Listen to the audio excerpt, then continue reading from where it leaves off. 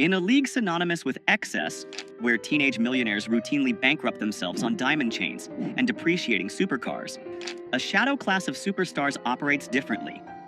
From billionaires hunting for Wi-Fi signals to finals MVPs driving rusted trucks. These are the 10 extremely rich black NBA players who famously live like they are poor. Number 10. Trey Burke, the $5,000 man. When Trey Burke was selected 9th overall in the 2013 NBA draft, he was immediately handed the keys to a kingdom most people only dream of. The expectation for a top 10 pick is immediate and visible consumption. The entourage, the jewelry, and the sprawling mansion. The statistics regarding broke former athletes are terrifying, with some estimates suggesting that 60% of NBA players face financial hardships within 5 years of retirement. Burke looked at those numbers and decided he would not become a statistic. Despite signing a rookie-scale contract that guaranteed him millions of dollars over his first few years, Burke instituted a financial lockdown that baffled his peers. He placed himself on a strict, non-negotiable allowance of $5,000 a month. To the average person, $5,000 is a healthy amount of money. But in the context of the NBA, where a single table at a nightclub can cost $10,000, Burke was essentially living on minimum wage relative to his income bracket. This $5,000 had to cover everything. It wasn't just fun money. It was his operating budget for food, gas, clothing, and daily essentials. If he wanted a new pair of designer shoes, he had to check his balance. If he wanted to treat friends to dinner, he had to calculate the cost. It was a self-imposed scarcity designed to simulate the real world while his actual millions sat in investment accounts, compounding untouched. Burke's philosophy was simple. If he could learn to be happy and functional on a budget that didn't require an NBA salary, he would never be beholden to the game. While other rookies from the class of 2013 were leasing fleets of cars and burning through their signing bonuses, Burke was building a financial runway. He understood that the hardest position to play in professional sports isn't point guard. It is the role of the disciplined man who says no to the lifestyle the world expects him to live. Number 9. Grant Hill. The old money mindset. Grant Hill entered the NBA in the 1990s not just as a player, but as a brand. Dubbed the next Michael Jordan, he had the massive Fila endorsement deal, the Detroit Pistons contract, and the global fame. By all accounts, Hill should have been the poster child for 90s extravagance. However, Hill came from a unique background that inoculated him against the new money virus. Hill understood the difference between being rich and being wealthy. Rich is the player who signs the check. Wealthy is the person who owns the team. To bridge that gap, Hill operated with a level of financial discipline that was almost militant. When he signed his first multi-million-dollar contract, he didn't head to the Ferrari dealership. He headed to a meeting with his parents. Together, they established a budget that treated his massive NBA income as if it didn't exist. His spending money was capped strictly, creating a firewall between his lifestyle and his principal capital. Hill drove modest vehicles and famously avoided the heavy gold chains and flashy jewelry that dominated the aesthetic of 90s basketball. He viewed these items not as status symbols, but as leaks in his financial ship. This wasn't just about saving for a rainy day. It was about capital allocation. Hill treated his NBA career as a high-yield funding round for his second career. Because he lived below his means for 2 decades, he was able to transition seamlessly into the business world upon retirement. Today, Grant Hill is not just a former player. He is a partial owner of the Atlanta Hawks and a broadcasting mogul. His net worth is estimated at over $250 million. He didn't live like he was poor because he had to. He lived that way so he could eventually sit in the owner's box of the league that used to employ him. Number 8. Andre Iguodala, the Silicon Valley monk. Andre Iguodala is perhaps the most sophisticated financial mind to ever play in the NBA. During his tenure with the Golden State Warriors, he found himself physically located in the heart of global wealth creation, the San Francisco Bay Area. While his teammates were focused on the court, Iguodala realized that the real game was happening in the boardrooms of the tech startups surrounding the arena. Iguodala didn't just want to invest, he wanted to be respected by the venture capitalists building the future. To do that, he had to strip away the dumb jock stereotype. He adopted a lifestyle of extreme modesty relative to his income, often referred to as his monk phase. He openly discussed the shock of his early career spending, realizing that dropping thousands on designer clothes was a fool's game. He pivoted aggressively. Iguodala began reading books on asset allocation and market caps instead of browsing luxury catalogs. He drove practical cars and wore nondescript clothing to meetings on Sand Hill Road, blending in with the tech investors rather than standing out as a celebrity. He famously consolidated his life, cutting out the noise of luxury to focus on stacking paper for the long haul.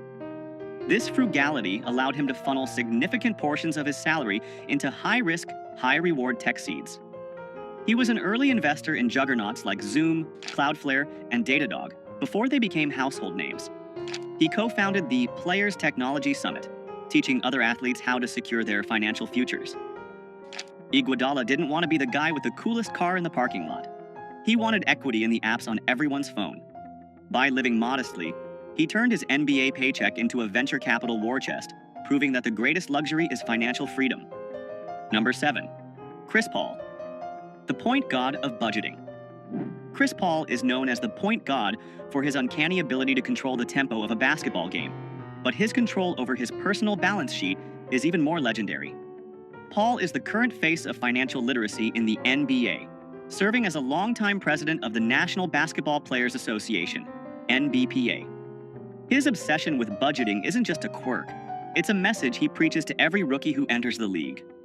Paul's frugal mindset was cemented before he played a single minute of professional basketball. When he declared for the draft, the standard procedure for agencies was to offer a line of credit or an advance to potential top picks. His agents offered him a $100,000 advance, flash money intended to buy the obligatory draft suit, the jewelry, and the down payment on a luxury car. It is a trap that hooks players into debt before they earn a dime. Paul's parents intervened immediately. They advised him to reject the six-figure advance and take only $25,000. They told him bluntly, if he couldn't survive on $25,000 for a few months, he wasn't mentally ready to handle the millions that would follow. That lesson in delayed gratification defined his career. Even after earning hundreds of millions in salary, Paul remains notoriously careful with his spending. He is famous for buying clothes that don't carry designer price tags and emphasizes that time is the only asset you can't budget for. He urges younger players to look at the burn rate of their lifestyle. Chris Paul lives rich by refusing to let his lifestyle dictate his choices, proving that you can sign a max contract and still respect the value of a single dollar. Number 6. Jimmy Butler, the hustler in the minivan. Jimmy Butler is an enigma in the world of professional sports. He signs contracts worth hundreds of millions, yet he moves with the gritty energy of a man who is still trying to make rent. His frugality is not passive, it is performative and aggressive. Butler is famous for his disdain for the stupid tax, the extra money celebrities pay just to look important. For years, stories circulated about Butler driving a Toyota Sienna minivan. This wasn't because he couldn't afford a Bugatti. He owns high-end cars. But he frequently chose the minivan because of its utility and anonymity. In a minivan, nobody asks for money. In a minivan, you can navigate the city without the flashing lights of paparazzi. It was a strategic choice to live below the radar. But the absolute peak of his poor mindset occurred during the 2020 NBA bubble in Orlando. While other multimillionaire players were complaining about the amenities and the food, Butler saw a gap in the market. He realized there was no premium coffee available on the Disney campus. Using his own espresso machine and beans he brought in, he started Big Face Coffee. He operated out of his hotel room like a college dorm hustle. But here is the genius. He charged $20 for a cup of coffee. It didn't matter if it was a small, a medium, or a large. It didn't matter if you were a fellow superstar or a coach. The price was $20, cash only. He was grinding beans and obsessing over cash flow, genuinely excited about making a few $100s a day, despite earning over $30 million a year on the court. He didn't need the money, he needed the hustle.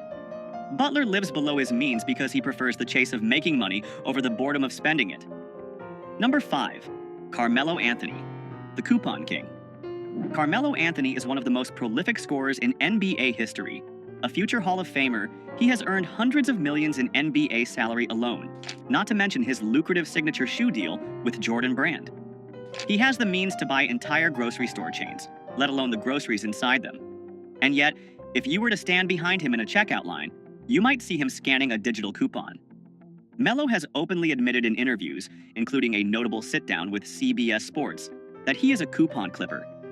To the outside observer, this seems absurd. Why would a man with a net worth rivaling the GDP of a small island nation care about saving 50 cents on paper towels or getting a discount on a box of cereal? The answer lies in his background. Growing up in Baltimore, Anthony saw how quickly money could vanish. That early exposure to scarcity created a permanent filter on his spending habits. For Melo, using a coupon isn't about the 50 cents. It's about the principle of value. It is a refusal to be overcharged simply because he has the capacity to pay. He advises younger players to count the pennies, searching for deals on hotels and essentials even when they don't have to. But don't mistake this for being cheap. It's about allocation. While he saves on groceries, he pours millions into Melo 7 Tech Partners, his venture capital firm that invests in digital media and consumer technology. Carmelo proves that true wealth is knowing when to spend big on equity and when to save small on eggs. He refuses to let the celebrity surcharge eat into his family's legacy. Number 4. Tim Duncan, the Oldsmobile icon. Tim Duncan is the patron saint of boring wealth. In a league of peacocks, Duncan was a tortoise, slow, steady, and armored against nonsense. His 19-year career with the San Antonio Spurs brought him 5 NBA championships and over $240 million in salary earnings. Yet, if you saw him at a gas station in San Antonio, you would assume he was an IT manager on his way to a casual barbecue. Duncan famously rejected the fashion runway culture of the NBA. He wore oversized flannel shirts and baggy jeans that looked like they were purchased from the clearance rack of a big box store. He didn't wear them to be ironic. He wore them because they were comfortable, and he saw no logic in replacing clothes that were still functional. His approach to cars was equally utilitarian but passionate. While his teammates were leasing the latest Bentleys and Rolls-Royces, Duncan was often seen driving a customized, but decidedly unflashy, Oldsmobile. This wasn't because he hated cars. In fact, he loved them so much he opened his own auto shop, Blackjack Speed Shop. But he viewed cars as machines to be worked on, not status symbols to be displayed. His poverty lifestyle was actually a masterclass in indifference. He simply did not care about the opinions of others. He didn't need a stylist. He needed a rebound. He didn't need a VIP section. He needed a quiet dinner. This lack of ego in his spending protected him from the sharks that circle NBA stars. Tim Duncan didn't just save money. He saved energy. He retired as one of the wealthiest players in history, not because he made the most, but because he spent the least on things that didn't matter. Number 3. Giannis Antetokounmpo, the scarcity survivor. For Giannis Antetokounmpo, living like he is poor isn't a financial strategy. It is a muscle memory. Growing up stateless and impoverished in Greece, he sold trinkets and DVDs on the streets of Athens just to help his family eat. That level of trauma wires the brain differently than any American superstar could understand. When he landed in the NBA, the sudden influx of millions didn't fix the trauma of poverty. It just amplified his fear of losing it all. The stories of his early frugality are legendary. In his rookie year, Giannis famously went to a Western Union to send all of his available cash back to his family in Greece. He sent so much that he didn't leave enough for a cab fare to the arena on game day. Realizing his mistake, he didn't call a limo service. He literally started running down the street toward the stadium until a couple of fans recognized him and gave him a ride. He didn't view his bank account as a bottomless pit. He viewed it as a miracle that could disappear if he blinked. Even after signing a Supermax contract extension in 2020 worth $228 million, Giannis maintained his cheap habits. He was famously caught on video, celebrating a free smoothie, genuinely excited about saving a few dollars. He used to share basketball shoes with his brothers because he couldn't fathom owning multiple pairs. Giannis lives with a scarcity mindset in a world of infinite abundance. He constantly reminds himself that the luxury isn't guaranteed. He collects free water bottles from team facilities, not because he can't afford water, but because waste feels like a sin. He doesn't spend like a king. He spends like a survivor who remembers exactly what hunger feels like. Number 2. Kawhi Leonard, the gas guzzler. Kawhi Leonard is the ultimate glitch in the NBA matrix. He is a 2-time NBA champion, a 2-time Finals MVP, and a man who has signed contracts totaling well over $250 million. By any metric, he is NBA royalty. And yet, long into his superstar career, he was still driving a rusted 1997 Chevy Tahoe. This wasn't a vintage car collection flex. This was his daily driver from his college days at San Diego State. He affectionately nicknamed it the Gas Guzzler. When asked by the media why a man earning over $20 million a year was driving a vehicle that belonged in a scrapyard, his answer was deadpan and perfect. It runs and it's paid off. That sentence sums up the entire philosophy of the richest frugal players. It works, so why change it? But the story gets even better. Kawhi Leonard, a man with a 9-figure net worth, once legitimately panicked because he lost his stash of coupons for Wingstop. He wasn't worried about the cost of the wings. He was stressed about losing the deal. He loves the mango habanero flavor, but he loves the value proposition even more. He approaches his finances with the same robotic, emotionless efficiency he uses to defend the best players in the world. No flash, no drama, no wasted motion. Kawhi Leonard lives in a tax bracket where he could buy a Wingstop franchise every week, but he prefers the satisfaction of getting a free meal because the coupon says he earned it. He proves that being rich doesn't mean you have to be wasteful. Number 1, LeBron James, the billionaire penny pincher. And finally, we arrive at the king. LeBron James is not just a rich basketball player. He is the first active NBA player to be officially certified as a billionaire by Forbes. He owns the Spring Hill Company, he has equity in Fenway Sports Group, owners of the Boston Red Sox and Liverpool FC, he owns pizza franchises, and he has a lifetime deal with Nike. His empire is vast, his reach is global, and his wallet is practically bottomless.